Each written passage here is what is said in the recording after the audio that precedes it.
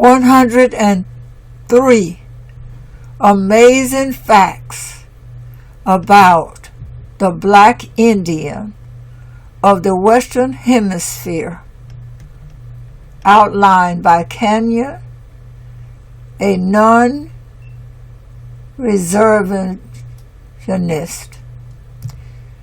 At times, statements or phrases can cause the human mind to tap into worlds or realities where a bigger picture or image of that time zone or reality is given. Revealing more information about that reality, someone else has been responsible for recording the history of my people for the past 500 years, other than my own people. The perception of our past is very limited. Our past and how we perceive our past has been shown to us by a people who have so far not recorded our history correctly for the past 500 years. May these facts penetrate the psyche of my people and cause a mental stimulus that ignites the spirit and breaks the spell of amnesia that currently plagues most of us. We are in desperate need of total memory recall. Introduction. This work has been written in a special way to psychologically and spiritually heal the mental and spiritual damages that have been done to the Black, indigenous, native of the Western Hemisphere, so-called American Indian.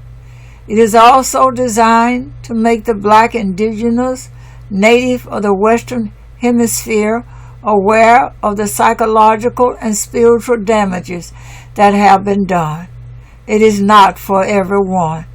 It is an antidote for a degree of sickness that has been embedded deeply within the well-being of my people. My people have been programmed to think that Africa is their homeland, when home is right under their feet. This work has repetitive tones to it for a reason.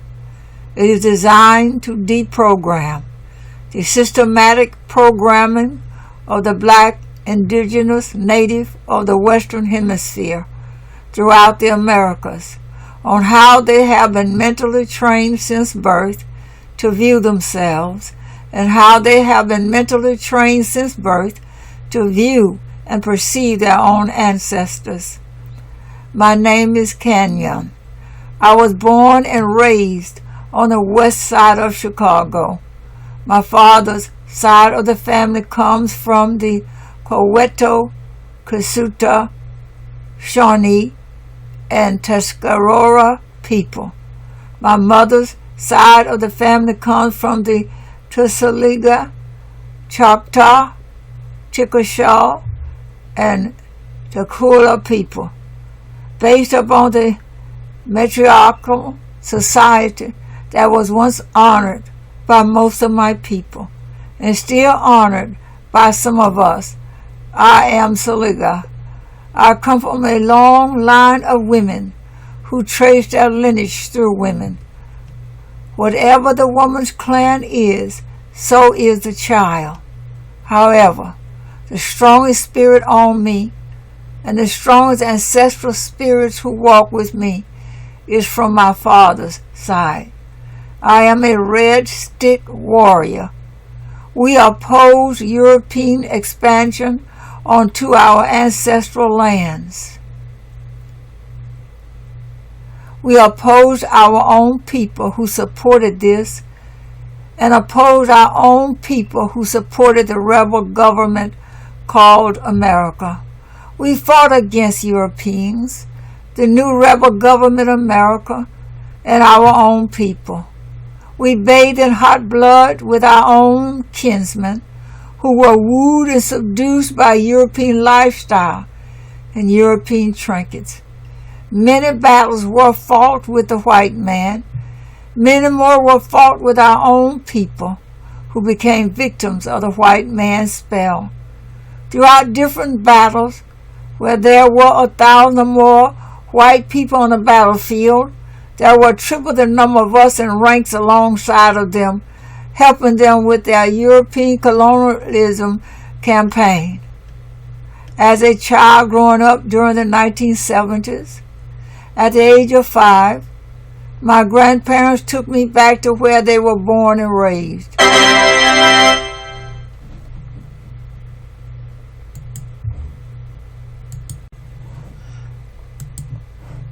Which is Mentor City and Money, Mississippi and LaFleur County. They took me to various burial grounds and showed me where my ancestors were resting. In my family, no known relatives still speak our native tongue. It comes out during spirit possession now. My family has maintained rich information about our lineage, yet many members of my family are victims of European colonialism.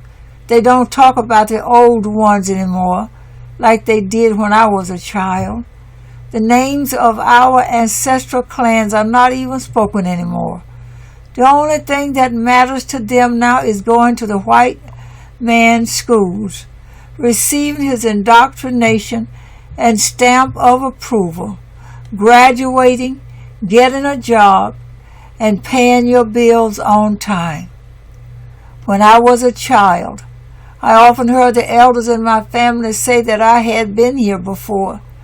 They said that I was old and that I would one day become a preacher. As a child, I always saw spirits and they always saw me. I was the only child for 9 years.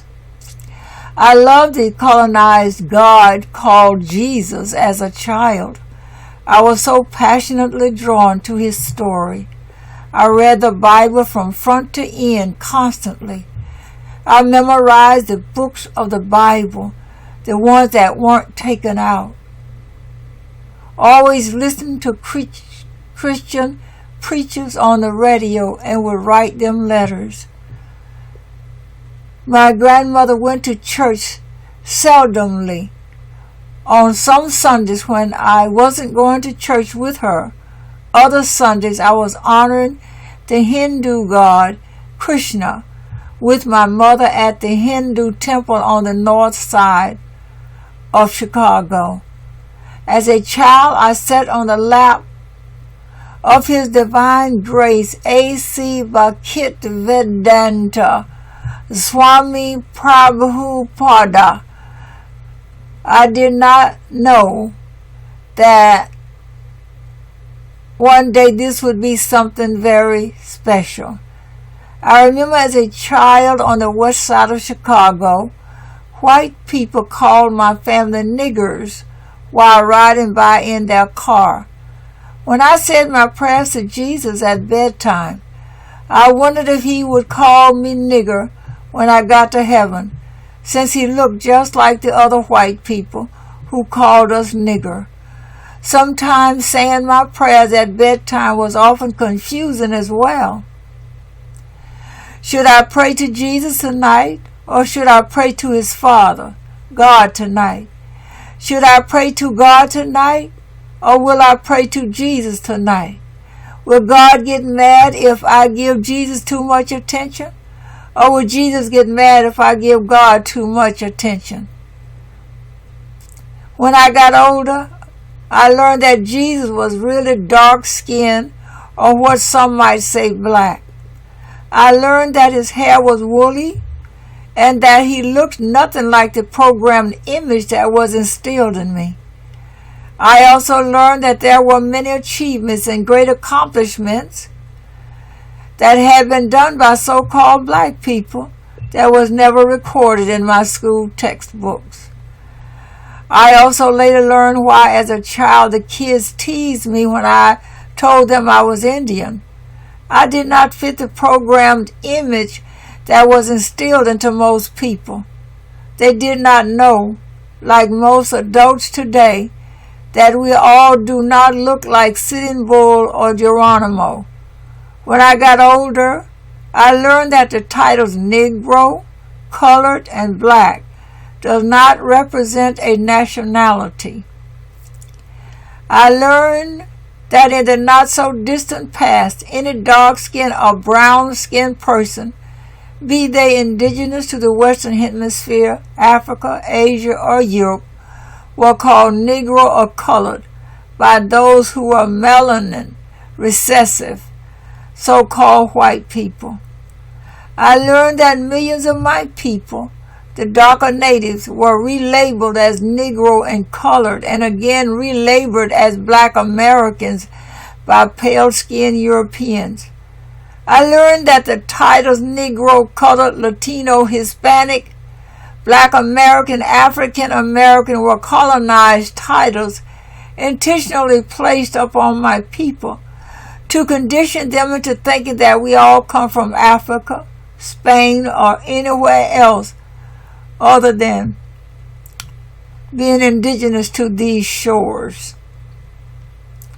Many of my people who did not maintain their true tribal identity became victims of being psychologically, spiritually, and geographically removed from their native land and placed on a continent 2,000 miles across the Atlantic Ocean, Africa.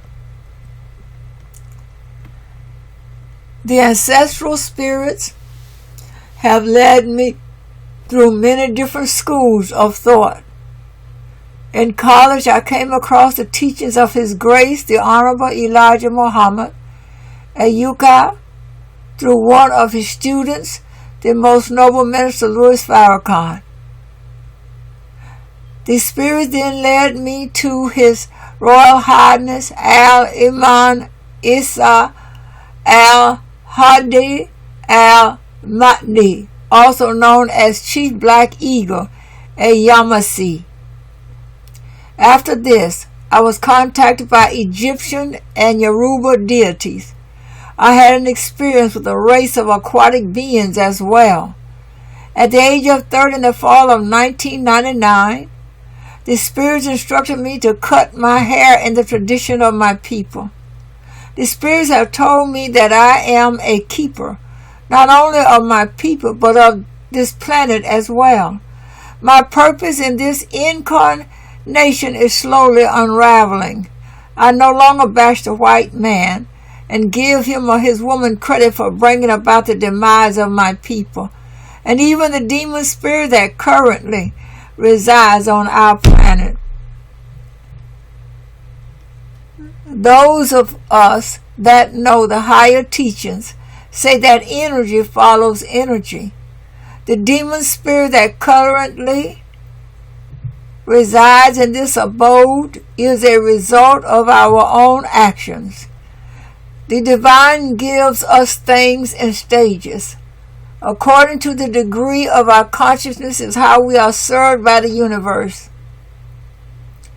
My people in the Western Hemisphere were on the downswing long before Europeans came here to settle. This work addresses a certain degree of consciousness.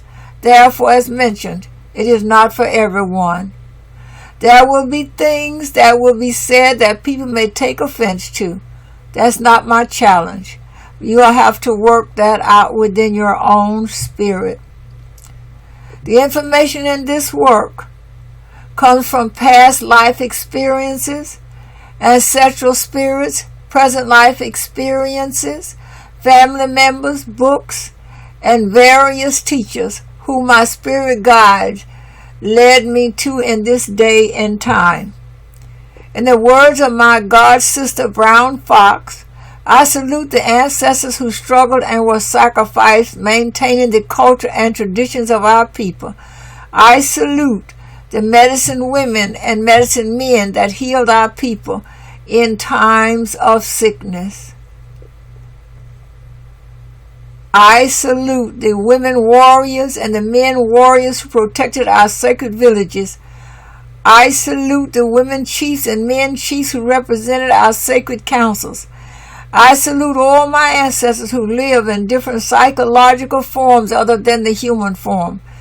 May we all unite as one and drive the demon from our world forever.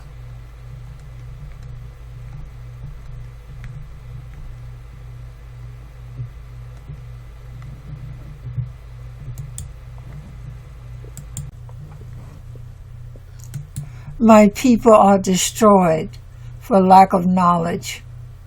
Because thou hast rejected knowledge, I will also reject thee, that thou shalt be no priest to me, seeing thou hast forgotten the law of thy God.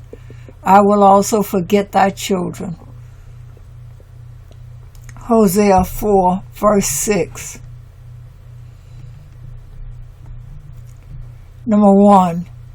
Black Indians have lived in the Western Hemisphere since time immemorial. Number 2. Black Indians were not spawned or created as a result of Africans coming to the Western Hemisphere during the transatlantic slave trade, mixing in with native people of the Western Hemisphere region, also known as Native American Indians. Number 3. Native or indigenous people of the Western Hemisphere, also known as Indians, did not refer to themselves or their ancestors as Indian. We use the word India since most people are accustomed to this title. The word Indian, red man, and Native American are European colonized terms. Native or indigenous people of the Western Hemisphere refer to themselves by way of tones, vibrations of expression. Your spirit said who and what you were. The name given to you was based upon what type of spirit you possessed. Number 4. All native or indigenous people of the Western Hemisphere, aka Indians, possess different physiological features. Hair texture, bone structure, and skin tone varied. Number 5. All native or indigenous people of the Western Hemisphere, aka Indians, did not and do not have high cheekbones, slanted eyes, reddish copper skin, or straight black hair. Number 6. All native or indigenous people of the Western Hemisphere did not live in teepees and pueblos. Number 7. It is difficult for society to accept Black Indian as being native or indigenous to the Western Hemisphere region because society has been brainwashed with fabricated, fake images of indigenous people in the Western Hemisphere, aka Indians. Number 8. Most reservation Indians were carefully selected by the U.S. government to occupy reservations when reservations were being established. Number 9. The U.S. government, for the most part, selected pale-skinned Indians or Hollywood virgin Indians to occupy U.S. government-established reservations. Number 10. The U.S. government selected a certain psychological type of native, aka Indian, to promote to the world as this is a real Indian as well as this is how a real Indian looks. Number 11. The dark-skinned natives indigenous to the Western Hemisphere, aka Indians, were reclassified during the 17th and 1800s as Negroes and coloreds. Number 12. Certain dark-skinned natives were allowed to settle on reservations with pale-skinned natives. Most were not. Number 13. Pale-skinned natives came about as a result of the original dark-skinned natives breeding with pale-skinned Europeans. A light-skinned native born from this union would again breed with a pale-skinned European. Thus, the progeny of this union will become more pale or genetically recessive. After centuries of this breeding process, eventually produced the pale-skinned native of the Western Hemisphere. The dark-skinned natives who did not mix their seed still endure. The U.S. government has reclassified most as Black Americans or African Americans. Number 14. Certain dark-skinned natives indigenous to the Western Hemisphere, aka Indians, were given an ultimatum to go to Oklahoma and be an Indian on the reservation or stay where you're at and be reclassified as a Negro or colored. Number 15. Most dark-skinned natives indigenous to the Western Hemisphere, aka Indians, who were reclassified as Negro or colored during the 17 and 1800s have found themselves in the 20th and 21st century again reclassified as Black Americans and African Americans. Number 16. Dark-skinned natives indigenous to the Western Hemisphere, aka Indians, who embraced the Spanish culture during the colonial era, either by choice or by force, have found themselves engulfed or assimilated into Spanish culture and the Spanish language. Now, most of them have lost the knowledge of themselves and their true identity. They too have been reclassified as Latino or Hispanic. Number 17. All native people or indigenous people of the Western Hemisphere, aka Indians, spoke different dialects of a language synonymous to the Hebrew language. Number 18. Most early European writers during the 1400s throughout the 1800s, including pale-skinned Jews, all agreed that the heathen savage of the Western Hemisphere, aka Indians throughout the Americas, were without a doubt descendants of the lost tribes of Israel. Number 19. A pale-skinned European by the name of James Adair, capital Adair, an English writer and trader during the 18th century, lived amongst Black Indians in the Southeast. James Adair wrote a book entitled History of the American Indian. In this book, he claimed that the Indians of the Western Hemisphere were descendants of the lost tribes of Israel. Number 20. James Adair, in his book, History of the American Indian, wrote 23 arguments to support his findings that the so-called American Indians were descendants of the lost tribes of Israel. Number 21. Nat Turner, Paul Cuff, capital Cuffe, Crispus Attucks, Dr. Martin Luther King Jr., Harriet Tubman, Denmark Vesey, Elijah Poole, a.k.a. the Honorable Elijah Muhammad, amongst millions of others, were indigenous to the Western Hemisphere, a.k.a. Indians.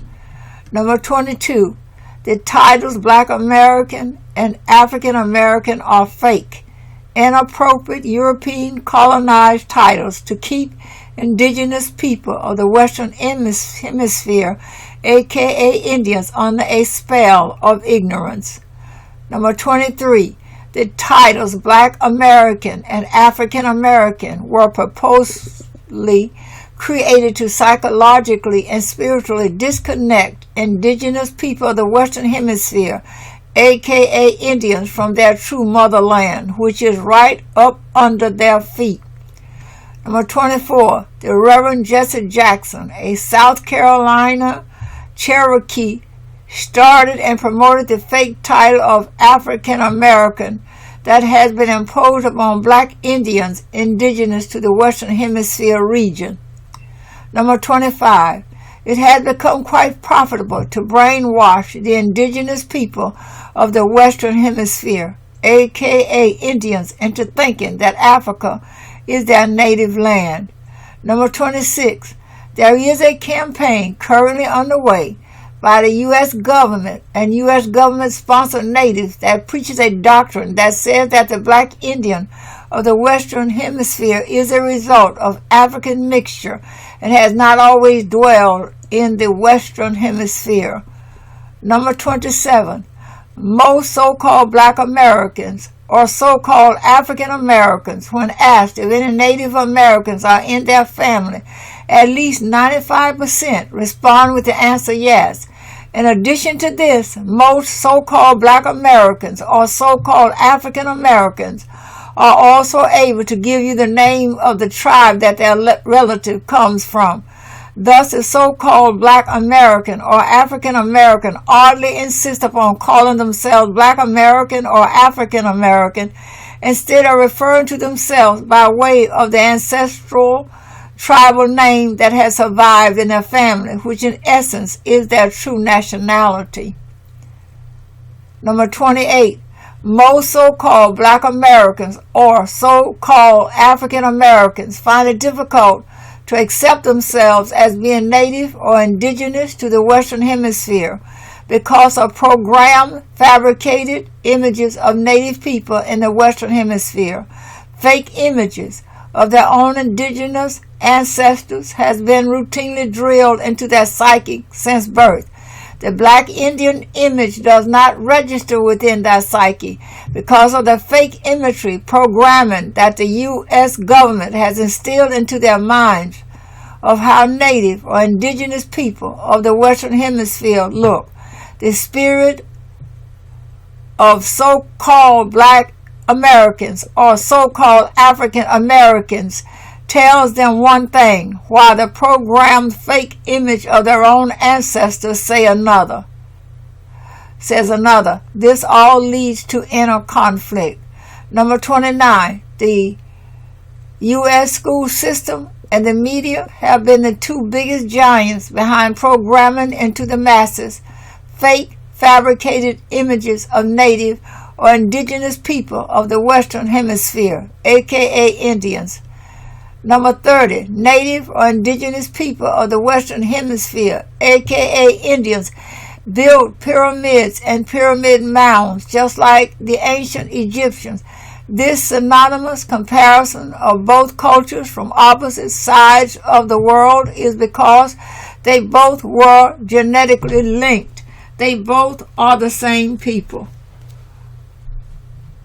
Number 31. During the time of Pangaea, a Greek word that means all one, all of the continents on the planet Earth were one mass of land. People lived and thrived during the time of Pangaea. This is a large explanation as to why pyramid builders in the Eastern Hemisphere and pyramid builders in the Western Hemisphere have cultures that are incredibly synonymous. The continents continue to move.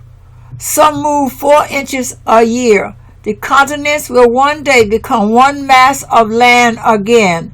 The continents are currently separated at this time. However, the genetic link of beings from Pangaea never parted.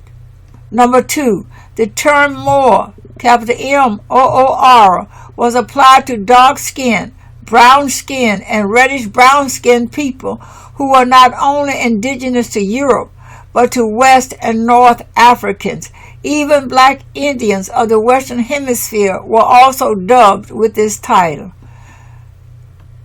Number 33. Indigenous Black Celtics, Indigenous Black Britons, Indigenous Black Portuguese, and Indigenous Black Spaniards, all also known as Moors, had a long time knowledge of indigenous people in the Western Hemisphere.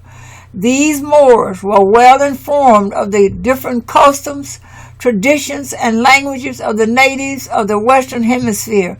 These dark-skinned Europeans, Moors, were used as buffers by pale-skinned Europeans to help colonize the New World. These indigenous Black Europeans, aka Moors, not only solicited the New World to pale-skinned Europeans, but also waged war on indigenous people of the Western Hemisphere, aka Indians. Number 34, certain black indigenous Europeans, aka Moors, that went under such titles as clergymen and European nobility shared a common consciousness with pale-skinned Europeans. That common consciousness being that the indigenous people of the Western Hemisphere, aka Indians, were untamed heathen savages. Number 35.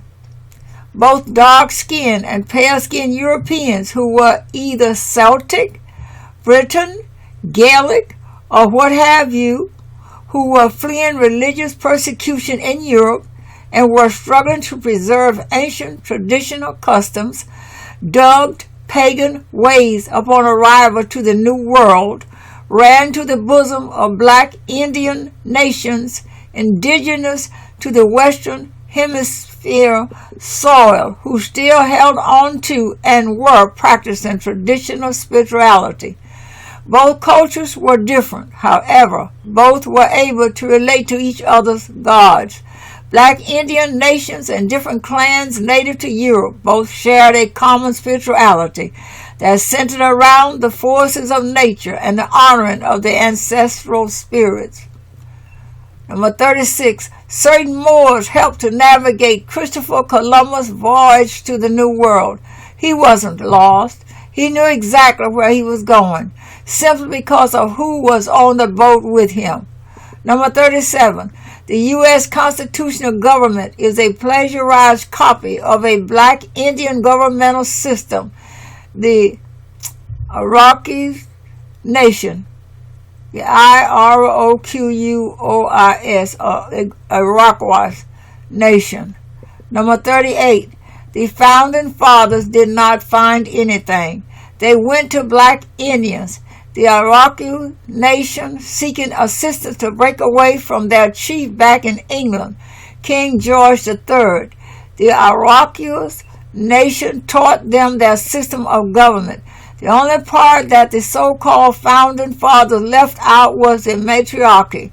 Black Indian women ruled the Iroquois, that's capital Iroquois Nation.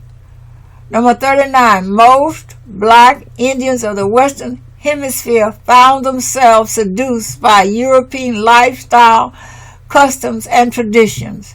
Number 40, when the American Revolutionary War broke out, black Indians found themselves fighting against their own kinsmen.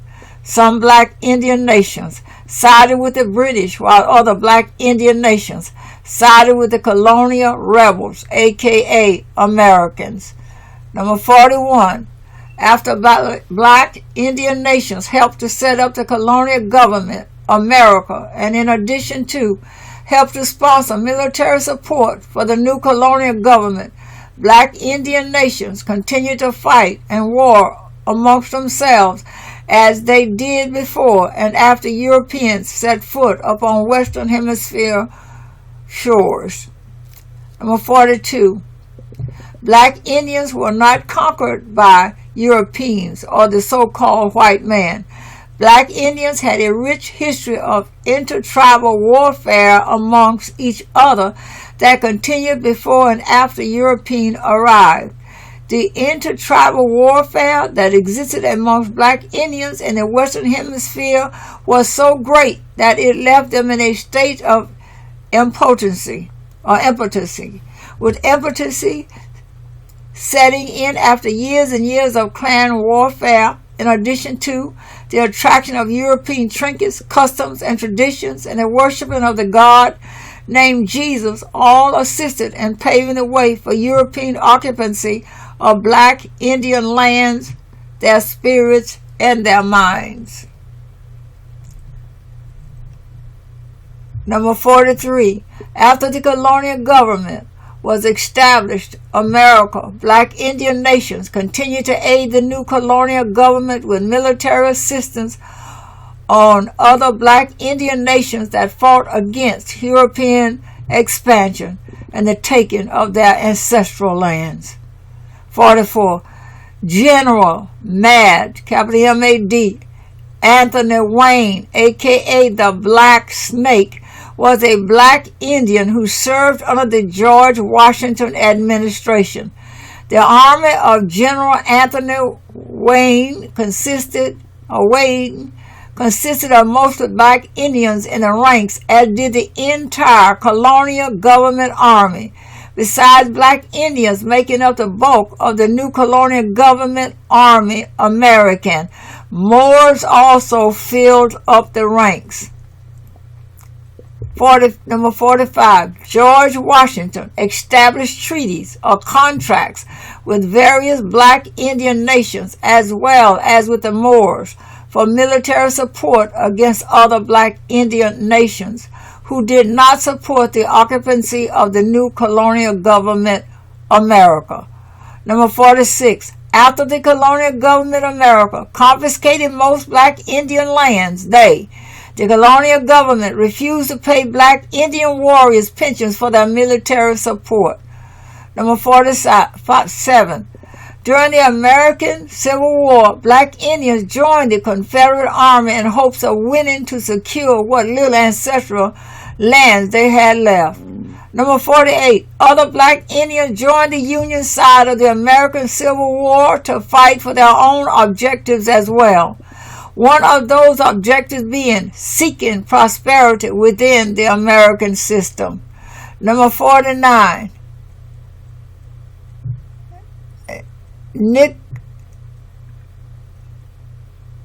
Nigger Jack, also known as Nigger Jack, was a black Chickamauga, a black Indian. This ancestor led raids against the colonial rebel army Americans during the colonial rebel uprising, American Revolutionary War.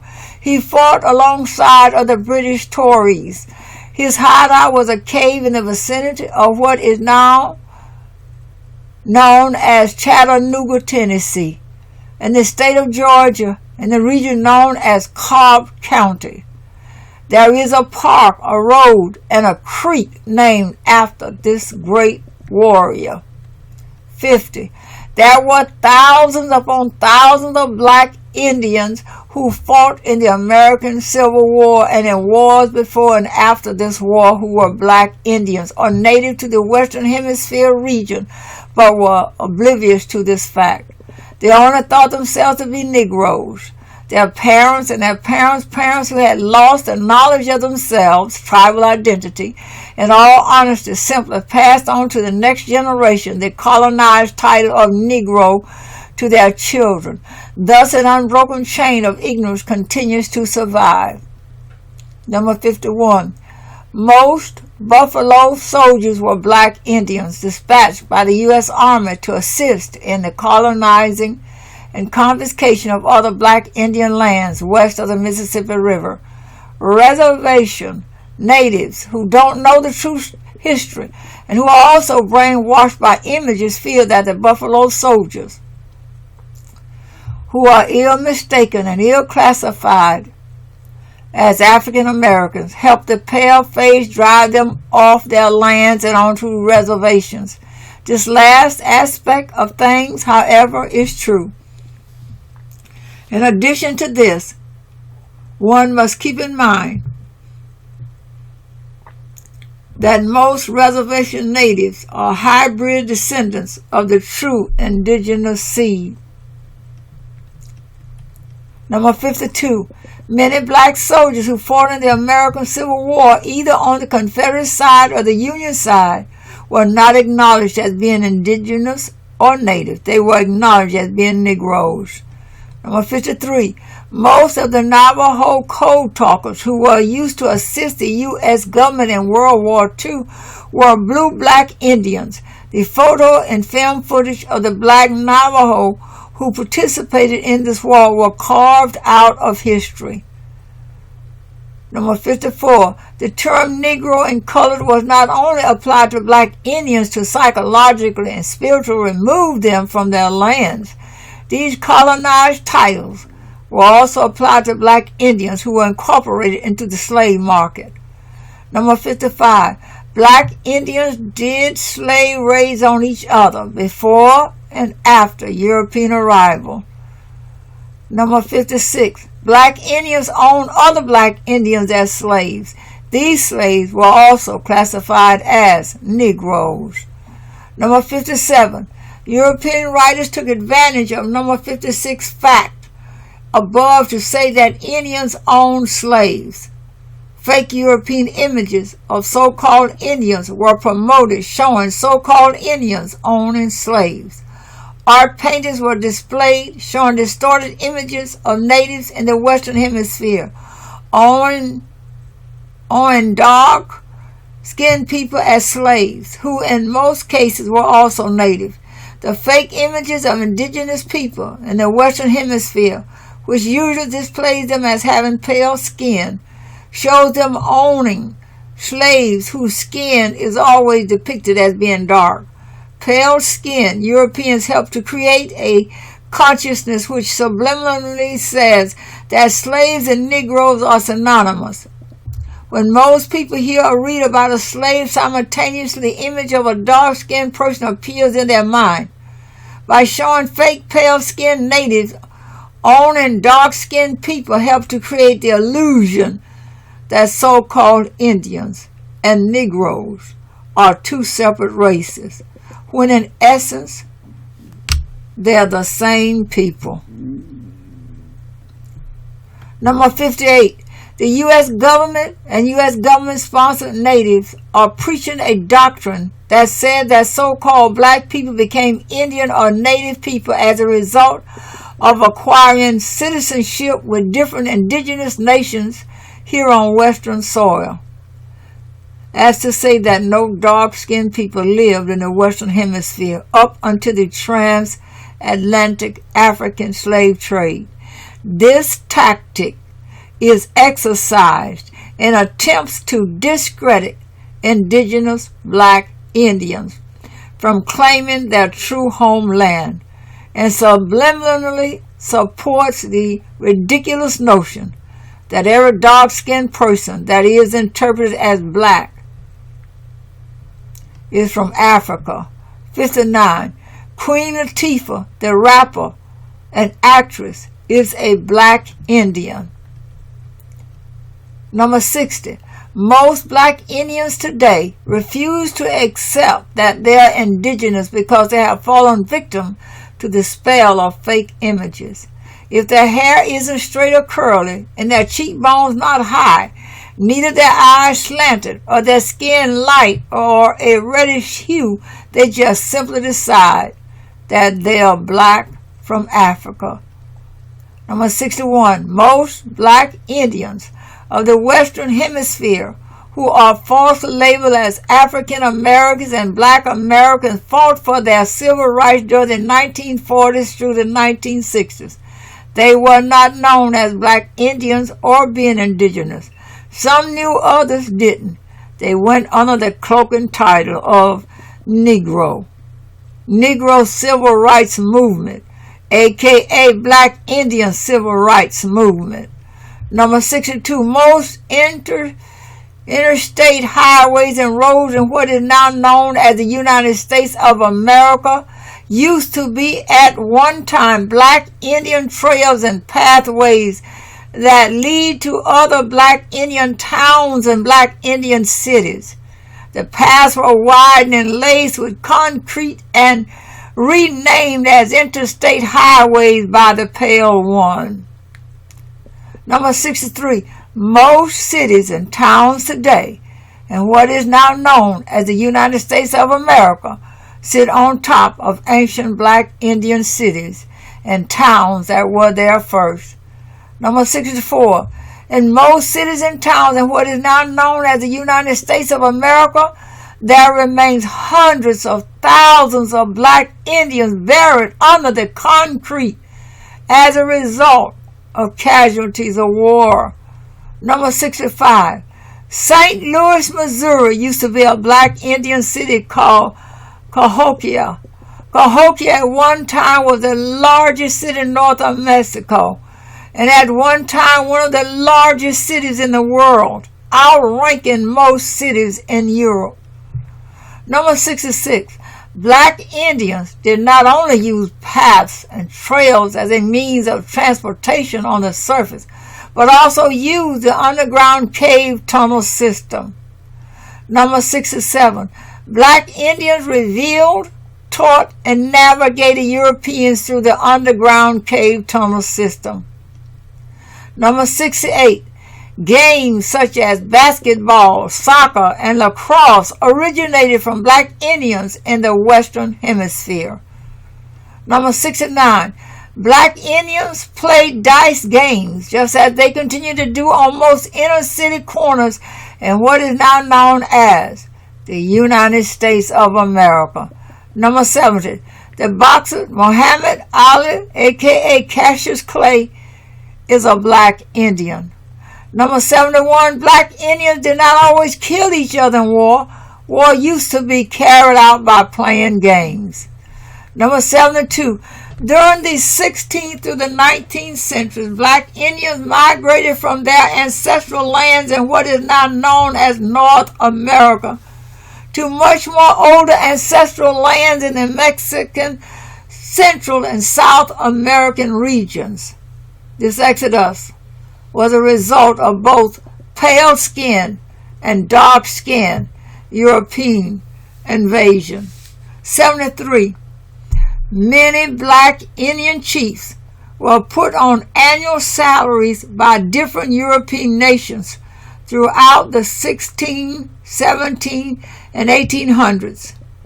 European nations such as France, Britain, Spain, Portugal, and the Dutch Netherlands paid Black Indian chiefs of the Western Hemisphere a salary for their support in the slave market. European currency, rum, thundersticks, which are guns, and a free trip to Europe were all elements that made up their annual salary. Number 74. Many Black Indian chiefs were also put on European annual salaries to provide military support for various European nations. European annual salaries were established depending on who you signed treaties with or aligned yourself with. Number 75. Many Black Indian warriors, both females and males, became hired privateers, pirates, for various European nations during the 15th through the 18th centuries, known as warriors on water or thugs on water.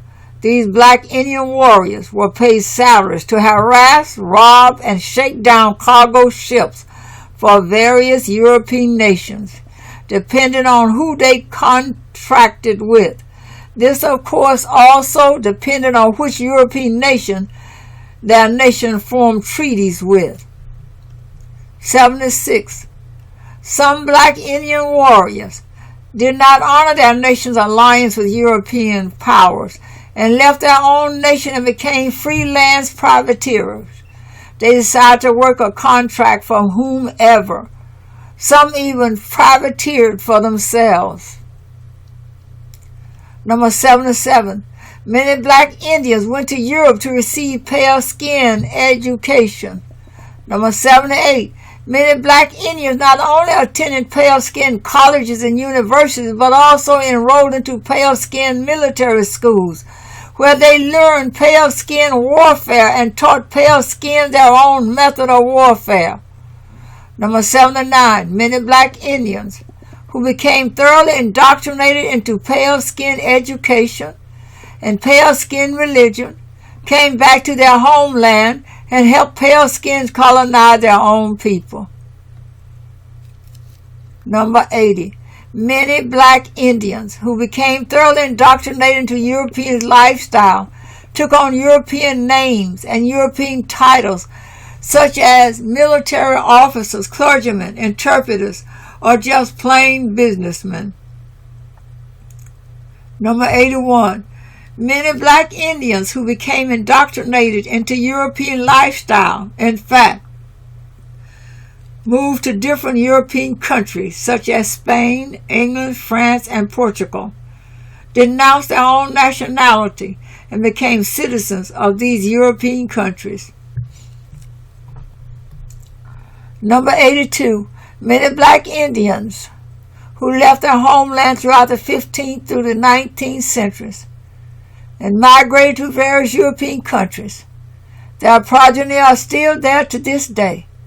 Some of them have maintained the information of their true roots of origin, while others have become lost in the sauce. Number 83, depending upon which European nations black Indians had intercourse with or formed treaties with, also depended upon how their identity was eventually altered. Black Indian nations who had intercourse with Spain eventually became known by the colonized titles of Latino and Hispanic. Black Indians who had intercourse with the French became known by the colonized titles of Creole, Black French, and Haitian. Black Indians who had intercourse with the British became known by the colonized titles of Negro and Colored. Black Indians who became victims of British subjugation are still going through colonized title changes. For the moment, they are presently known as Black Americans and African Americans. 84. Most black Indian nations honor matriarchal societies. Number 85, most black Indian chiefs were women. Number 86, black Asians from various dynasties, Chow, Shang, and many others, migrated from Asia thousands of years ago to the regions now known as North, South, and Central America. These black Asians mixed in with the black natives who were already occupying these lands. This explains why some natives or indigenous people of the Western Hemisphere, aka Indians, have high cheekbones and slanted eyes. This type of image of the native of the Western Hemisphere has been widely promoted. Other natives who do not possess these features were carved out of history. To promote how other natives looked would not have been a balancing move for the colonizer. Number 87. Black Indians lived and thrived in the Western Hemisphere during the time of the Ice Age. They occupied the regions of what is now known as Southern North America, Mexico, Central and South America, down by the equator, where it's hot and warm. Number 88. Huge monolith stone heads have been unearthed in the Mexico region. This ancient culture has come to be known as the Olmec people.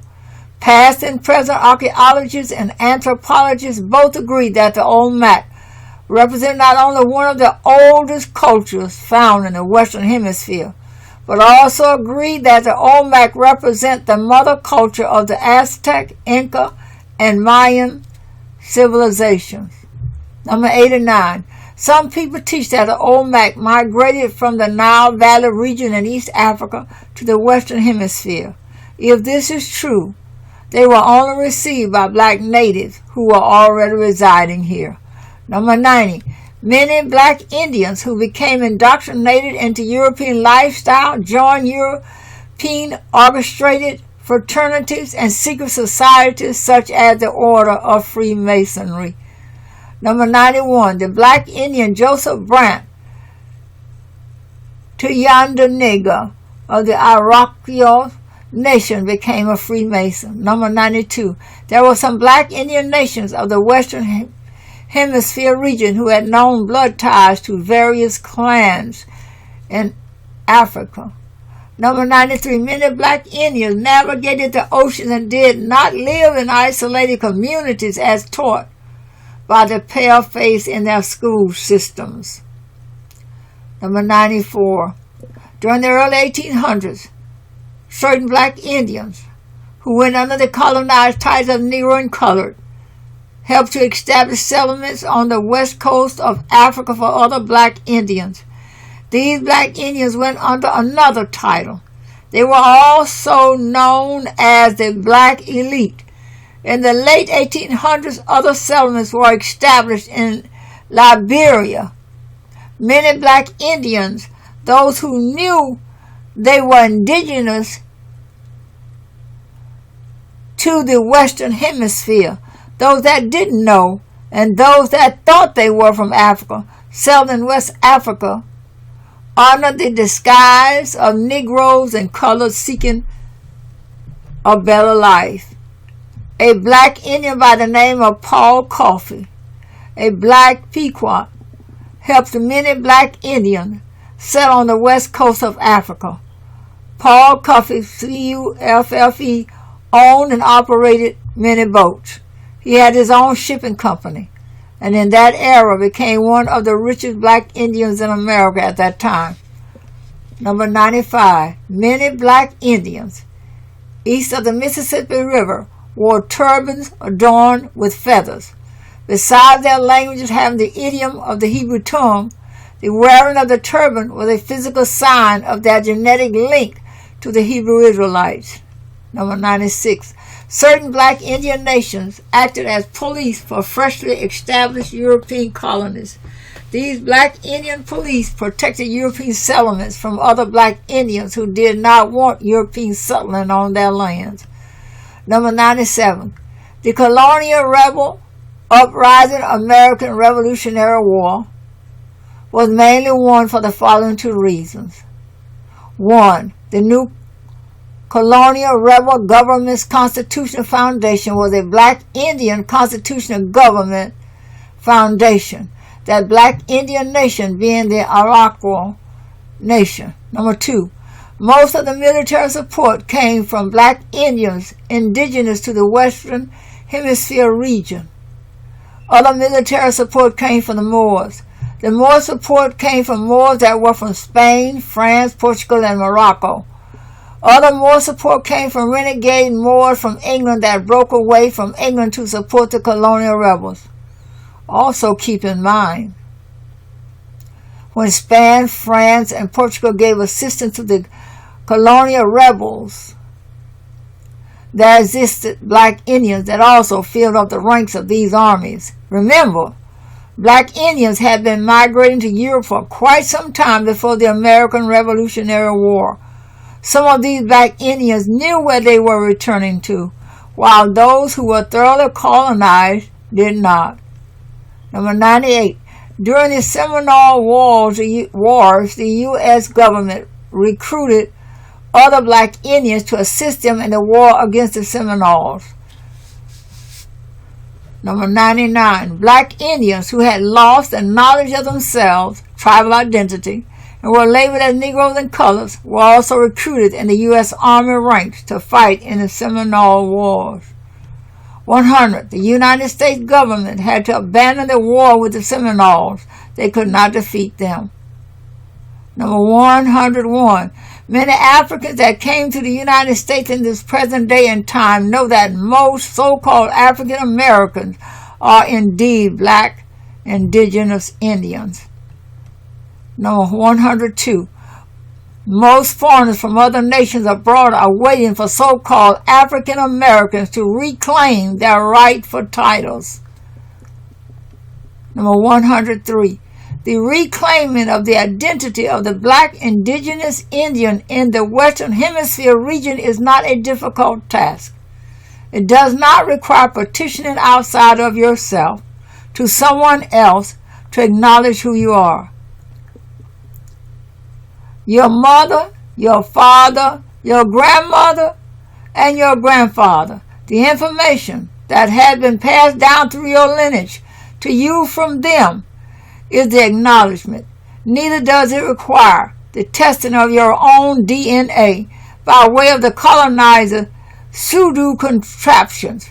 The earth and the ancestral spirits know perfectly who you are. Just claim who you are.